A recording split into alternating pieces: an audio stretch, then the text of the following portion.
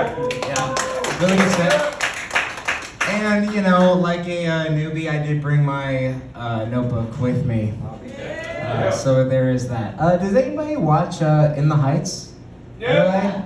All right, so yeah, I totally understand. You know, Afro-Latina X, they had some complaints about In the Heights, and they were like, we were not represented appropriately in that movie. And I was like, dude, I totally hear you. I am part of that demographic. Not a single white man was represented in the Heights. And I get it. I was pissed off too. Where were we? There has got to be a single straight white man in Washington Heights. And nobody fucking represented him. And I was just like, yeah, right? Pissed off too. Fuck you, Lin-Manuel Miranda. Oh shit, and now I have to fucking... Alright. So, I know it's stand-up comedy. I'm sitting down. I just kind of felt like sitting on the fucking stool. It just felt like good for me. Right? Okay? By the way, Marlon, is that you? Yes, man. Alright, cool. Because I fucking just hugged somebody who came in who had a guitar, and I was like, I know a fucking 20-year-old who carries a guitar every goddamn place he goes, and you just hugged me, and I was just like, I think this is him, but you're wearing a fucking face mask, so like, fuck. Oh, you know what? I'm used to it. That's him. There he is. He fucking put down his mask. You didn't even put down your mask when I hugged you. I just thought I was hugging a stranger, and everybody here was just like, oh, okay, I guess he knows that guy. So COVID was cool. Right, everybody? Like, no, it wasn't. I know. I was being sarcastic, sir. You were just shaking your head vigorously. It was like, no, it wasn't cool. I know it wasn't cool. I get it. But it was weird. It was weird. It like inadvertently turned me into a flat earther. Did anybody else kind of feel that way? I did not leave my apartment. I did. You did? I did not. I just kind of sat in this weird cubicle. And I was just like talking to my mom. By the way, when you FaceTime your relatives, it's different when it's pandemic and versus when it's not pandemic. Because when you're FaceTiming anybody, you're just like, oh yeah, la la la, this is how my day went. And you just kind of talk about it. And then you're just like, oh man, I gotta go because I'm so tired and it's late at night. But when it's pandemic, you're like talking to this person, and you're just like, yeah, ha ha ha. Every day, blah, blah, blah. This is how it is, blah, blah, blah. And they're like, I gotta go. And then they are like, well, what do you have to do? And I'm like, nothing. And they're just like, well, then why do you have to go? And I swear to God, this is my sign-off sign every time. I literally said, and these are people that I love and care about. I was like, I just don't want to talk to you anymore. Because that's all that it was. I don't have anything to do. I'm just like sitting in my room watching Netflix all the time, masturbating vigorously. It's like, well, what do you have to do? I just don't want to talk to you, Mom. I'm sorry. I don't care. I know everything that's going on with you and Dad. I don't give a shit anymore. I'm really sorry. Well, that's a really rude thing to say. I'm sorry. I'm 28 years old. I'm going to be 29 on the 25th. I don't give a shit about what you have to say. I'm sorry. I love you so much. But you have just reached my limit on what I can handle.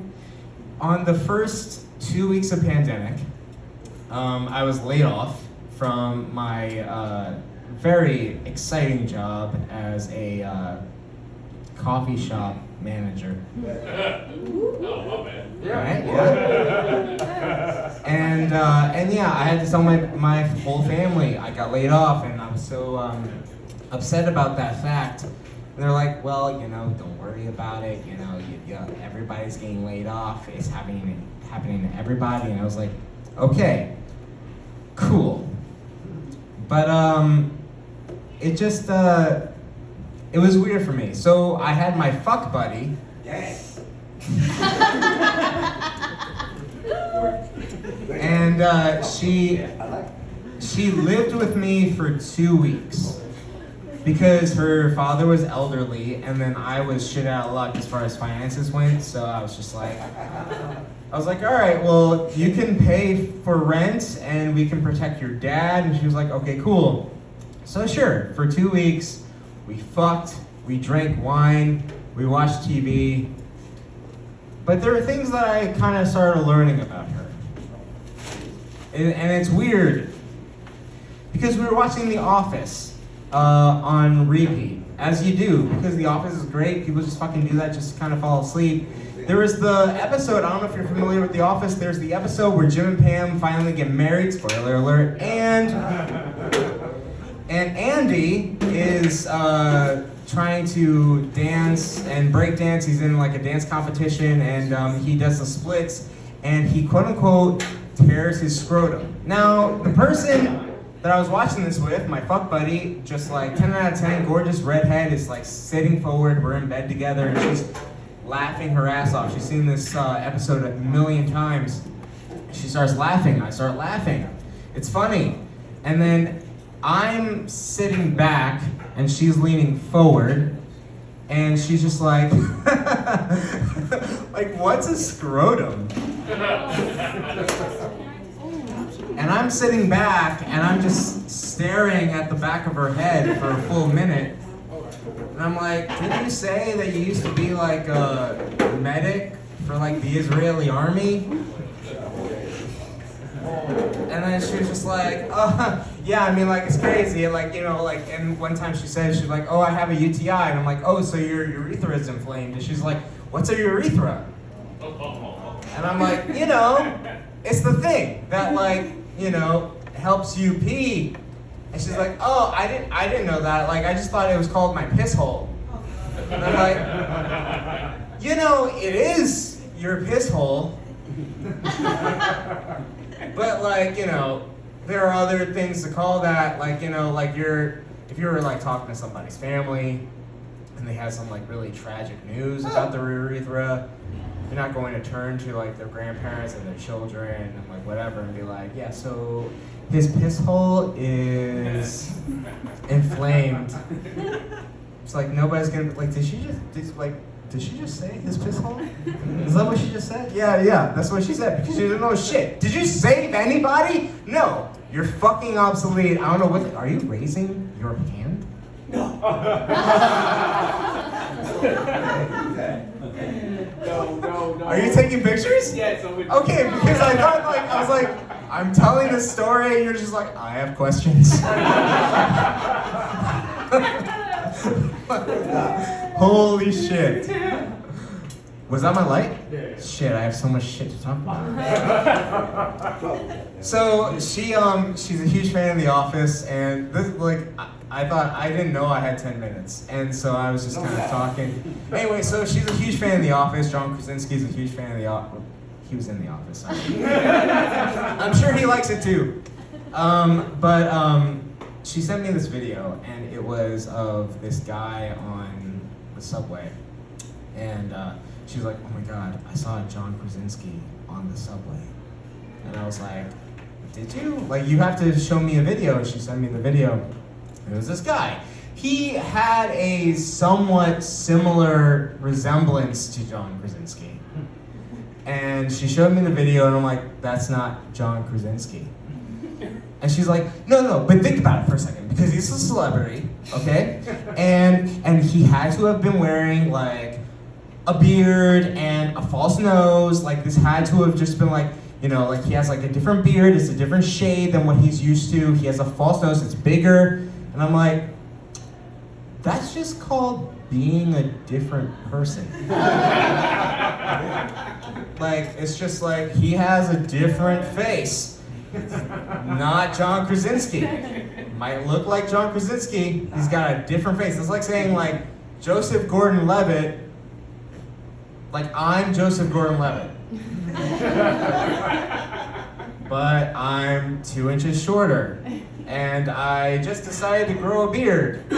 And fuck, yeah, like, I just, like, you know, whatever. Like, it's just a different guy, a different face. Okay, so I just want to leave you with this. By the way, I just want to say one thing before I do my last joke. Like, let's give a round of applause for all the comedians who are here. Because honestly, like this is the first time I've done comedy in a really long time, since like September of last year, and I did it at the Tiny Cupboard on a fucking rooftop. And it was like, I used to think this would be like the scariest thing in the world for such a long time, and then I got kind of out of my way because we went through a fucking pandemic together. That's something that we all did together. That's like such a unifying thing. We all went through some really fucking crazy shit. And when you're like going through things where like people that you know and love are fucking dying and you're wondering if you're going to be next, like this shit is not scary at all. So that's what I just want to say, like, thank God this shit is happening again, and I'm so glad that you guys are here. I don't give a shit that it's a small crowd. I love that people are here, so give yourselves a round of applause. Alright, so I don't fucking need this. I have so much material here, it doesn't matter. So, alright, so anyway, I just want to say this. I was talking to a friend, and she was saying, I'm gonna stand up for this, because I've been sitting down the whole time. It's a stand-up show. So, I was talking to a friend, and she was like, yeah, so I got poison ivy in my vagina. You said damn at the wrong time. So, yeah, I got poison ivy in my vagina. And I was just like, well, how did you get poison ivy in your vagina? She was like, well, the guy that I was having sex with at the time had poison ivy on his dick. And I was like, it raises a bigger question. How did he get poison ivy on his dick? And she was like, well, you know, he told me that he was fishing and he had to go take a piss, and then he went, and then I guess his dick brushed up against some poison ivy. And I was like, or he just fucked some poison ivy that he didn't really get to know very well. All right, I'm Mike McPartland. Thank you so much. You've been great.